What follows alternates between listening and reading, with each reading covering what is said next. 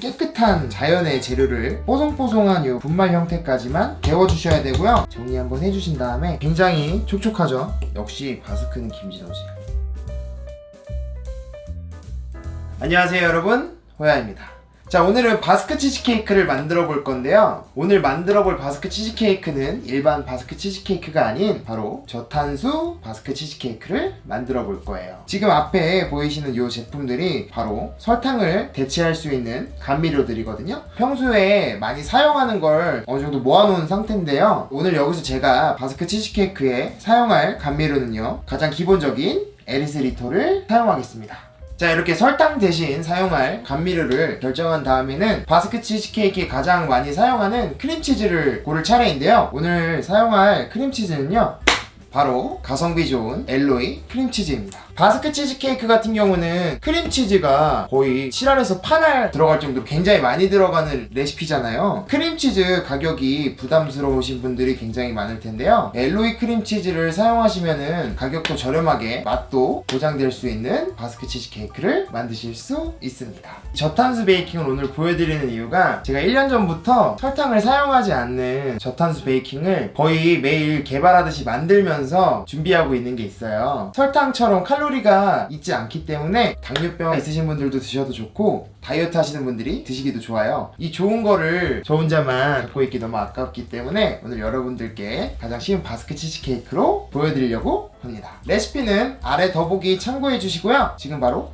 시작하겠습니다. 자, 시작하기 전에 틀 먼저 준비해 놓을 건데요. 저는 오늘 사각팬에다가 엣지 있게 만들어 볼 생각이에요. 여러분들이 사용하시는 원형팬 같은 경우는 제가 더보기에 따로 정리해 놓을 테니까 레시피대로 따라 하시면 되고요. 종이를 먼저 깔고 시작할게요. 자, 식품용 종이를 막 구겨주세요. 종이의 질감을 어느 정도 만들어 주셔야지 틀 안에 집어 넣었을 때 그 정도 더 잘 되고요. 그리고 좀 더 러프하게 예쁘게 잘 들어가줘요. 종이를 완전 구긴 다음에는 대충 펼쳐주신 다음에 가운데 먼저 끼워주시고 네 방향 모서리 잡아주신 다음에 종이를 당겨가면서 모양을 잡아주세요. 가장자리 종이 한 번씩 접어가면서 모양 한번 다듬어 주시고요. 이 틀 같은 경우는 제가 이번에 쿠팡에서 로켓 직구로 되게 싸게 구입했는데 써보고 괜찮으면 제가 더보기에 링크 남겨놓을게요. 이렇게 모서리까지 꽉 채워지게 2개 깔아주시면 되거든요. 반죽을 바로 시작하겠습니다. 가장 먼저 해야 되는 거는 이 에리스리틀의 특징은 설탕처럼 잘 녹지 않기 때문에 곱게 갈아서 사용해 주셔야 되고요. 당도도 설탕보다 좀 낮아요. 설탕이 100기준일 때 70% 정도라고 생각하시면 되거든요. 그래서 여러분들이 좀 더 단 게 먹고 싶다 하시면은 양을 좀 더 늘려주셔도 되고요. 사용하실 때는 믹서기로 곱게 갈아서 제품 안에 넣어주셔야지 서걱서걱하게 남지 않아요. 믹서기에 에리스리톨 전부 넣어주시고 곱게 갈아주겠습니다. 갈아주다가 중간에 한번 흔들어서 위아래 위치 바꿔주시고 한 번 더 갈아주세요.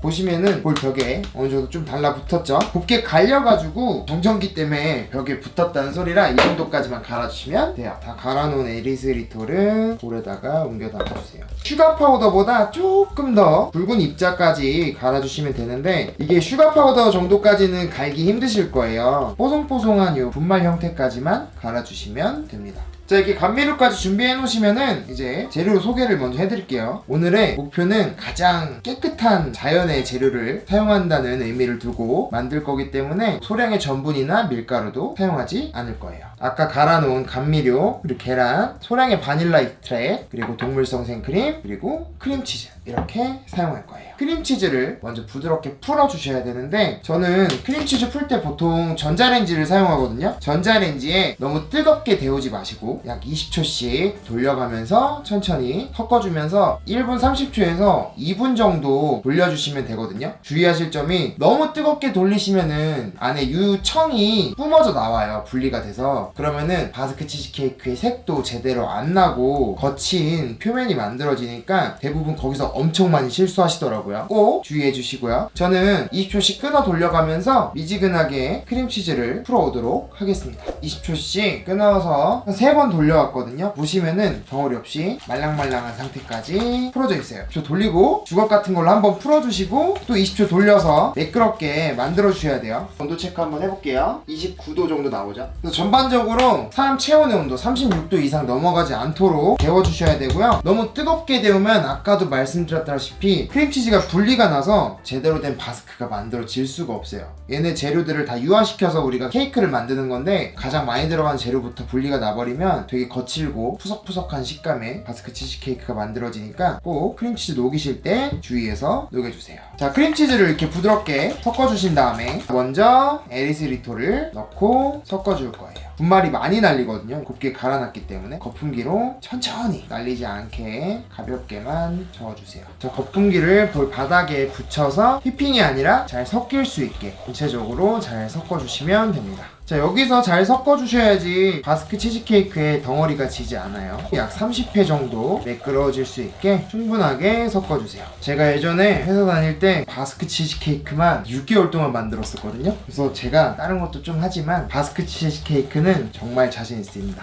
여러분들이 오늘 저만 믿고 따라해 주시면은 집에서 아주 맛있고 촉촉한 바스크 치즈케이크를 만들어 드실 수 있을 거예요. 자, 열심히 저어주세요. 자, 30회 저어주신 다음에는 볼 주변을 한번 정리해 줄 거예요. 그 이유는 바스크 치즈케이크는 매끄럽고 크리미한 질감이 포인트고 생명인데 크림치즈 덩어리가 지면 안 되겠죠? 그래서 주걱으로 가장자리 같은 데를 먼저 정리를 해주셔서 잘 섞어주셔야지 이제 크림치즈 미세한 덩어리들이 남아있지 않아요. 다시 30회 더 섞어줄게요. 자, 총 60회 정도 저어줬는데요. 전체적으로 굉장히 매끄럽고 뽀얗죠, 반죽들이. 거품기로 떠보면 엄청 크리미한데 떠질 정도의 점성이 남아있거든요. 이 정도까지 섞어주시면 됩니다. 자, 이제 여기다가 바닐라 익스트랙 전부 넣어주시고요. 액체 재료 중에 계란 먼저 섞어줄 거예요. 크림치즈는 버터와 다르게 분리 현상이 굉장히 적은 유지기 때문에 계란을 풀지 않고 그냥 2번 정도 나눠서 섞어줄 거예요. 계란이 너무 차갑거나 그러지만 않으면 분리가 잘 일어나지 않기 때문에 그냥 넣고 섞어주시면 됩니다. 얘도 내가 몇 번 섞어야 되는지 잘 모르겠다 그러면 30번 섞으시면 됩니다. 그럼 10번, 20번, 딱 30번 섞었거든요. 매끄럽죠? 두 번째 계란 넣어주시고요. 똑같이 30회 정도 충분하게 섞어주세요. 거품기를 사용한 이유가 숙련되지 않으신 분들이 주걱을 사용하시면은 더 덩어리가 많이 지기 때문에 제가 오늘은 거품기로 보여드리는 거예요. 매끄럽게 섞어주시면 됩니다.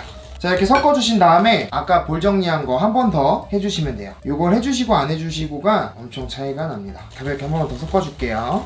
자, 이렇게까지 다 섞이면은 마지막에 동물성 생크림을 섞어주겠습니다.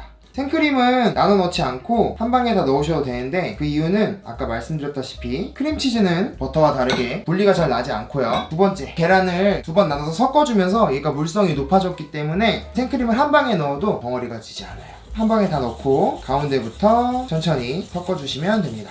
가운데 섞어주신 다음엔 가장자리를 잘 섞어주시고 그래서 전체적으로 매끄럽게 반죽이 완성되면 끝이에요. 너무 쉽죠? 그리고 바스크 치즈케이크 같은 경우는 캐러멜 라이징으로 색이 나는 게 아니라 크림치즈에 있는 단백질이 고열에 색을 내주는 거라서 이렇게 저당 베이킹으로 하셔도 충분히 예쁜 색을 만드실 수 있어요. 마지막으로 주걱으로 볼 가장자리랑 바닥에 혹시 안 섞인 재료들이 있을 수 있기 때문에 가볍게만 섞어주시면 반죽은 완성입니다. 자, 이제 패닝을 해줄게요. 자, 이제 반죽을 패닝해 줄 거예요. 준비된 팬에 가득 다 넣어주시면 됩니다. 제 틀 사이즈가 좀 커요. 사각이라 일반 1호 사이즈보다 큰데 더보기에 정리해드린다고 했잖아요. 여러분 사용하시는 틀에 맞춰서 사용하시면 될 것 같아요. 그리고 바스크는 틀에 최소 70% 이상은 반죽이 차 있어야 맛있는 바스크가 만들어지거든요. 저는 안에 크리미한 질감을 살리는 걸 굉장히 좋아하기 때문에 얇은 바스크를 별로 좋아하지 않아요. 얇으면 그만큼 수분 보유력도 적기 때문에 퍽퍽한 바스크가 만들어집니다. 그래서 최소 7부 이상은 올라올 수 있게 패닝량을 조정해 주셔야 해요.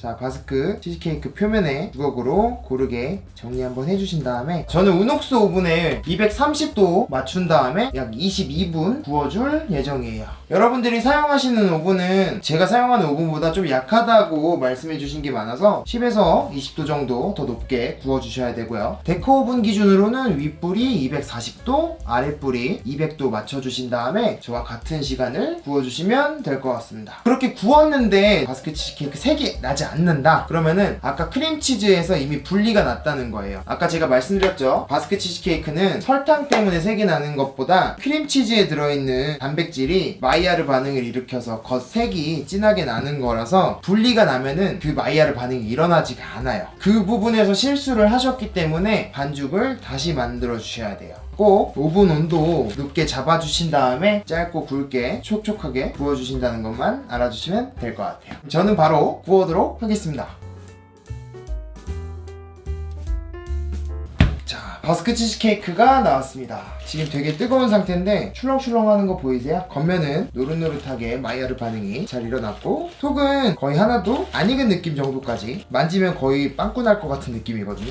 이 정도까지 구워주시는 게 맞아요. 바스크 치즈케이크가 정답은 없지만 뻑뻑한 식감보단 촉촉하고 크리미한 식감이 포인트잖아요. 그래서 덜 익혀서 냉장고에서 굳혀서 먹는 케이크가 진짜 맛있거든요. 그래서 이 정도까지만 구워주시면 되고, 흐물거려요, 막 흘러내려요 이러시는 분들은 냉장고에서 제대로 굳혀주지 않았기 때문에 꺼냈을 때 흘러내리는 거예요. 이 틀 상태로 충분하게 굳혀주신 다음에 꺼내주셔야 돼요. 실온에서 충분하게 식혀주고 냉장고에 붙이도록 하겠습니다. 자, 바스크 치즈케이크를 실온에 1시간 정도 식혀준 다음에요, 냉장고에 약 5시간 정도 완전히 굳혀준 상태거든요. 보시면 아직도 말랑말랑하죠? 이 정도로 말랑말랑해야 진짜 맛있고 더 크리미하게 입에서 녹는 질감이 굉장히 좋아요. 자, 이걸 꺼내줄 건데 저는 오늘 사용한 팬이 바닥이 분리되는 팬이어서 아래 컵을 받쳐주고 빼내줄게요. 이거 되게 싸게 샀는데 되게 좋은 것 같아요. 종이는 자연스럽게 떼어주시면 됩니다. 딱 바스크 치즈케이크만의 그 스모키한 향이 많이 올라오고 있거든요. 반 잘라보겠습니다. 칼이 그냥 대기만 해도 쓱 들어가 버려요. 너무 부드러워가지고. 이렇게 가운데가 촉촉하게 크리미하게 완성돼야 되거든요. 바스크 보시면 가운데가 굉장히 촉촉하죠. 눌러보면은 부드럽게 눌려요. 이렇게 만들어 주셔야지 정말 촉촉하고 맛있는 바스크 치즈케이크가 만들어지고요. 자, 오늘 설탕 대신 에리스리토를 사용한 바스크 치즈케이크 맛을 한번 볼까요? 설탕을 사용한 것보다 조금 덜 단데 그래도 되게 달달하고 건강한 맛이에요. 그리고 치즈향이 더 팍 치고 올라오는 맛이 있어서 진짜 맛있는데요. 역시 바스크는 김진호지. 따뜻한 커피랑 드시는 걸 가장 추천드리거든요. 오랜만에 먹으니까 진짜 맛있네. 자, 이렇게 오늘 저와 함께 설탕을 사용하지 않는 저탄수 바스크 치즈케이크까지 함께 만들어 봤는데요. 당뇨병 환자분들한테도 굉장히 좋고요. 이제 다이어트 하시는 분들도 직접 만들어 드시기에 굉장히 좋아요. 건강을 위해서도 만들어 두시면 가장 좋을 것 같고요. 자, 보관은 밀봉하셔서 냉동 보관하시면 1달 정도 보관하실 수 있고요. 냉장 보관하시면 약 4일 정도 두고 드실 수 있습니다. 자, 오늘 레시피는 여기까지고요. 다음에 더 맛있는 레시피로 찾아뵙겠습니다. 항상 즐거운 베이킹 하세요.